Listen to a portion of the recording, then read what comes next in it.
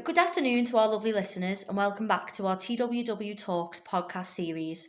As part of our digital series, TWW Online, we've been producing free online activities, tutorials, hints, and tips during our centre closure to keep in contact with and support our women.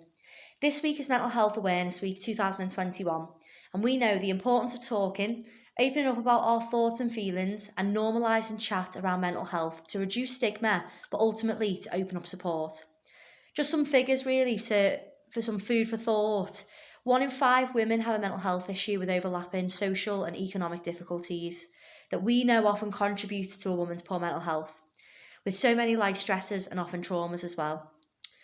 So today in our podcast series, I'm joined by Lauren, who's currently delivering a drama project at Tomorrow's Women. So if you could tell us a little bit more about yourself, Lauren, and the current drama project that you are delivering.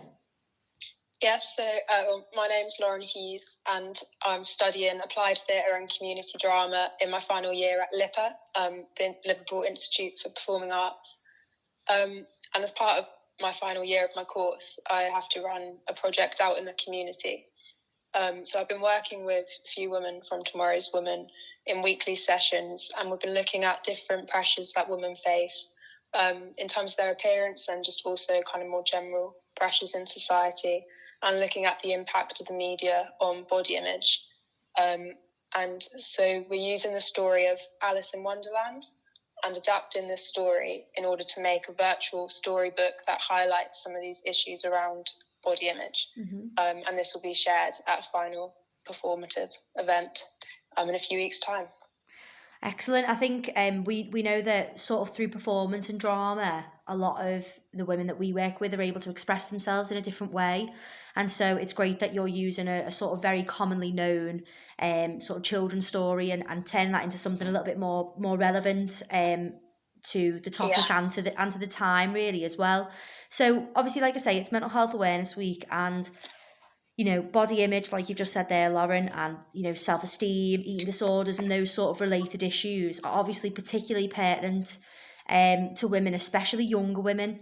So what made you choose the topic of body image for the project? And I think it's an important question to address why you think it's important to highlight the topic. Yes, I've always felt fairly passionate about this topic anyway. Having had friends and family who have struggled with eating disorders in the past, it's always been something I've been quite aware of.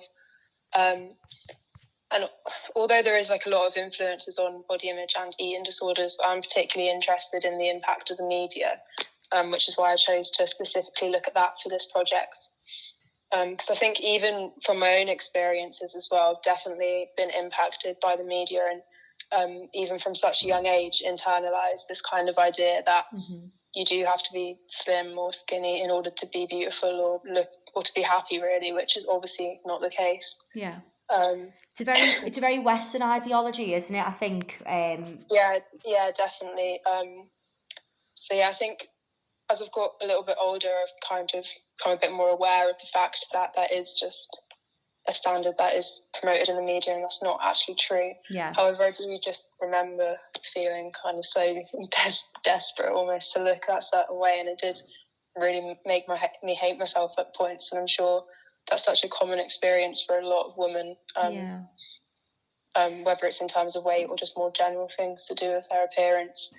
And it just kind of makes me angry, to be honest, that from such a young age, girls are taught to be so critical of their appearances. And that is just how a lot of girls are brought up. So I think that kind of anger made me just want to focus on this for my project. And it is still a very current issue, which is why it is important. Even though some companies and online it is getting more diverse and things are getting better slowly, but there is still a lot of negative impacts of the media. In particular, I think eating disorders are still glamorized a lot, and being skinny is really glamorized a lot online, which is horrible to see. Yeah, it was the very sort of early mid-90s trend, I think, to be exceptionally thin at the time, and then it's only really gone from there. And I know what you just said there is really important about, yes, some sort of organisations, especially sort of fast fashion sort of companies are starting to use more diverse models and things, but even then it's still embedded within this majority sort of unattainable, unrealistic view. I know we live in the digital age of Photoshop and Instagram filters and things like that, and you know, it is scary to think that our young children, both male and female, because it is obviously an issue relevant to both, and all genders really, you know, when you think that's the sort of the goals they're trying to achieve, and they're completely false, then they're completely edited and fabricated, and it is terrifying. Yeah. So, okay, that's great. I think, like I say, it's such an important issue. I mean, especially for younger women, I would say, and so for our Tomorrow's Young Women project, and for those that don't know about that, it's working with young women aged 14 to 17. This is going to be a really important topic for us to share with and discuss with them, but also with, you know, our older women as well, because they're the mums and the nans and the aunties who've also grown up with these sort of unattainable goals as well. And so it's a really important issue. So obviously with the women that access our support, sort of bringing it back to more widely mental health, we do encourage women to talk openly about the mental health and their emotional well-being and to access support, because obviously as a service, that's what we do with women, supporting women. So, you know, whether that be in the form of core work, such as things like counselling therapies, so addressing, you know, traumas, or whether it be sort of smaller victories as well, like finding new, you know, joys in life and new hobbies, you know, to keep busy and find new loves, I guess. So I think a good question to ask then around mental health, is there anything that you do, Lauren, that makes you feel better and I suppose has a positive impact on your mental health?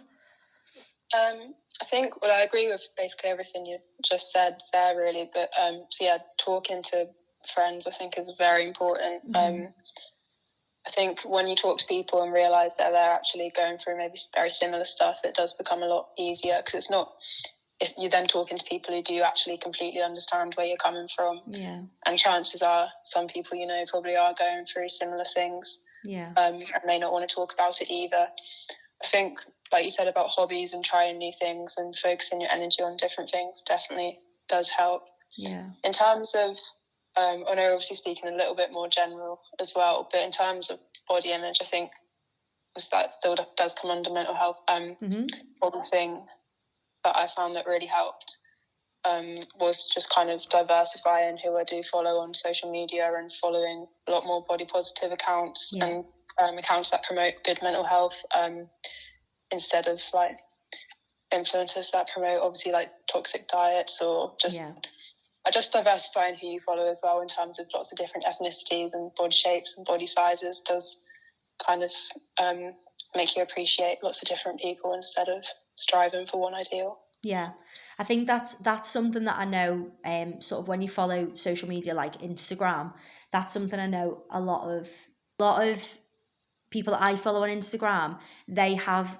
made this task to sort of diversify who they follow and filter who they see and who they follow as well, and the type of content that they look at. So I think it's really important to protect your own mental health in that way. So that's some great tips there, Lauren. Thank you.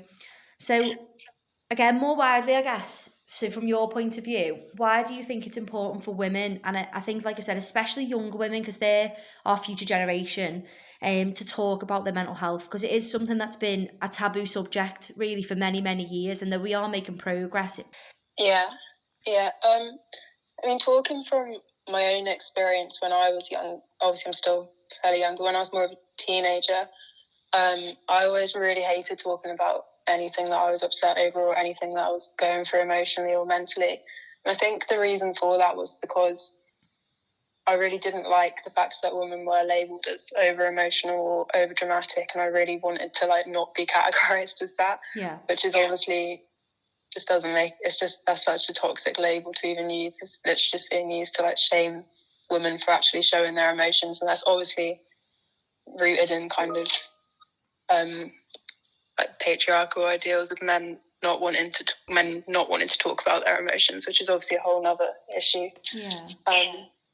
But I think for young teenagers as well, I think I can't speak for everyone, but once again, speaking from my own experience, when you are younger, you do kind of have a tendency to believe that no one does understand you, and you are the only person who's ever kind of gone through that thing. Yeah. So it becomes harder to reach out, I think, when you're younger. Yeah. But obviously it is very important to talk about these things, and it's so easy if you don't speak to someone for those kind of thoughts to just get out of control and completely spiral since. Yeah. Definitely. It's about knowing you're not alone, isn't it? And as much as it seems like such a sweeping statement and something that's so easy to identify, you know, other people have been through this and I'm not the only one that's experienced this. When you're experiencing sort of, you know, low mood or generally something, you know, more diagnosable mental health issues, you do feel very isolated. It's a very isolating issue. And so sort of reinforcing this message constantly about ensuring that you talk to people and opening up and sharing what you're feeling, it is so important. Even though it seems like such an easy thing, it isn't. It's very, very difficult actually. So just before we finish then, Lauren, I think as a parting message from your point of view, what would you recommend to someone who is struggling with their mental health? As you know, that is importantly what Mental Health Awareness Week is all about. It's about raising awareness, of course, but ultimately it's about encouraging that open access and that open support. Yeah, I think talking about it, obviously we've already spoke about that a little bit, but talking about it is, even though that is kind of what everyone does say, and it's a bit of a cliche, but it is really important. Kind of making that first step to just tell someone else, whether that person's a friend or a family member or a professional. But yeah, aside from that, I'd maybe say just trying to maybe get outside, like put your energy into interests, or going out and meeting friends, or even just taking a walk and reflecting on something. These are obviously maybe not things that could help with more of a serious mental health issue, but maybe on days where you are just feeling a bit down. Obviously that's not possible for everyone if you are really down, but then I'd say maybe just focusing on the small kind of progress that you make, whether that's literally just getting dressed for the first time in a while, or I don't know, making like a nice meal or something, but just kind of focusing on those small little steps and taking it each day at the time. That's absolutely right. It's those smaller victories that add up to something much bigger. And, you know, if you make 5, you know, good choices a day to do something for your mental health, hopefully that makes your day much better. And then if you do that every day, it makes your week much better, and so on and so forth. So it is about those smaller victories and those smaller sort of efforts and choices, I suppose, to, like you said, open up, but also to keep yourself occupied and try something new and those sort of things. So that's great, Lauren. Thank you so much for joining us today, and obviously good luck with the project. I know some of our women are on that at the moment and thoroughly enjoying it. And like I said, it's a really important topic to cover as well. Just for our listeners at the moment, I will leave some resources in the comments as well. If you have any concerns or issues around eating disorders specifically, and if you want to learn a little bit more about body image and mental health, I will link that below. I'll also link some resources around nature and mental health, as that is actually the theme of this year's Awareness Week. And obviously, more generally, as you know, Tomorrow's Women is very much still here to support adult women over the age of 18 and young women aged 14 to 17 as part of our Young Women's Project. So I'll leave all the contact details below. Thank you so much for listening. Thank you for joining me, Lauren. Please keep talking. Please keep sharing on this Mental Health Awareness Week 2021.